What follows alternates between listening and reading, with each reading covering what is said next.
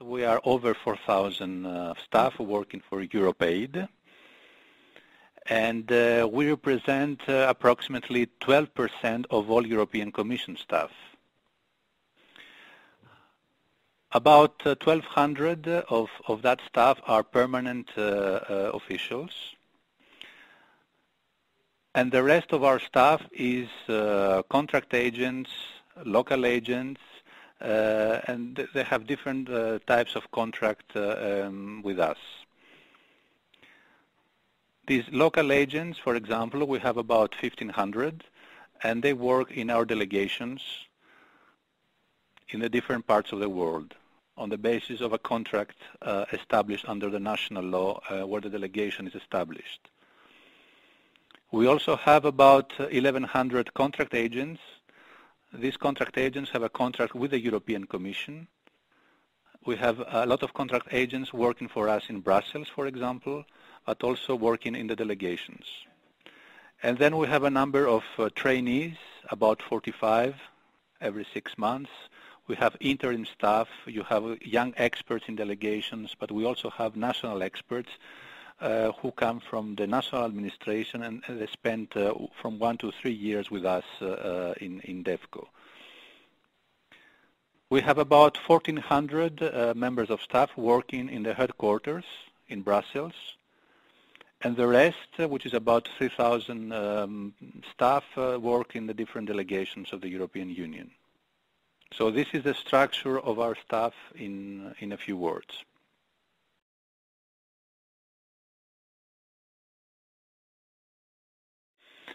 First of all, you have to be an EU national.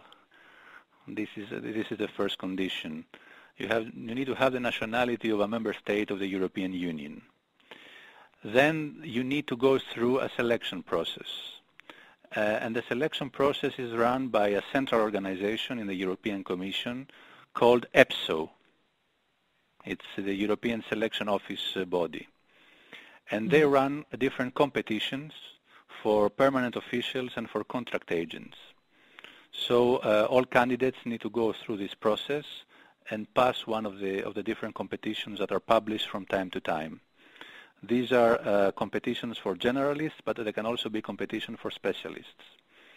And once they manage to pass this test, then they can apply to specific vacancies that we advertise in DEFCO for the headquarters or the delegations.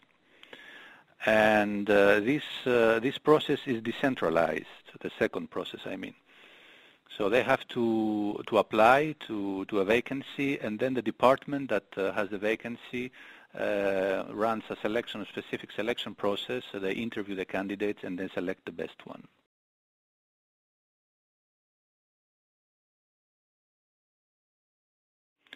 Now, in terms of profiles, in DG DEFCO, overall, you need to have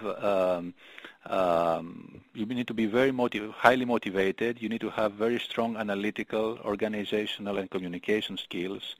You need to speak foreign languages, English and French in particular. You need to be able to adapt easily to different environments. You need to be able to welcome the challenge to work as part of a multicultural team.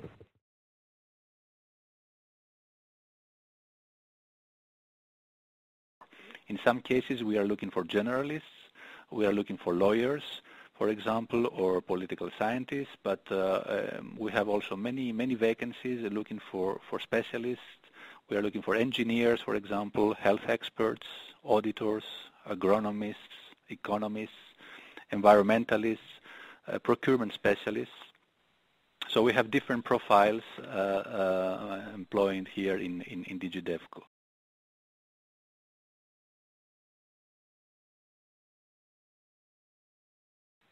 We have lawyers, so candidates with a law degree, candidates with a degree in economics or political science. These are the most common, let's say, degrees for generalists.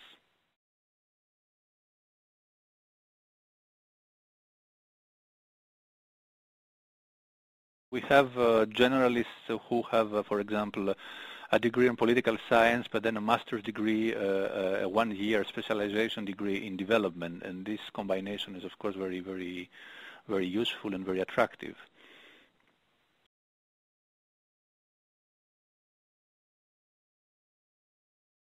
Of course, if you have an experience in international organizations, if you have an experience in the private sector, in field experience also in areas where we are working on, it's very, very, very, very good for us. It's very good for your career prospects in a body like such as Europeaid.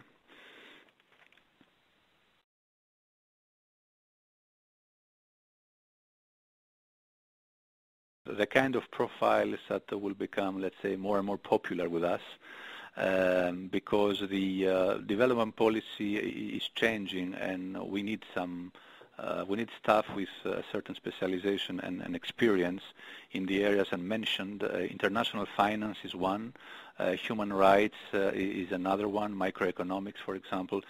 In those areas, we need staff with the right experience and specialization.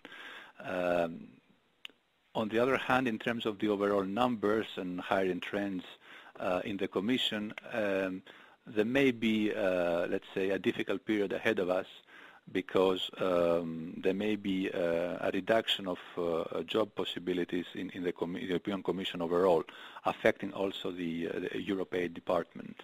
There are cuts that are being planned for the overall budget for personnel that could affect also us and reduce the possibility to hire a lot of new people.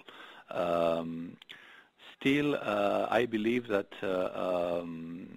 despite these cuts, we will remain a very attractive employer, because the job is very interesting.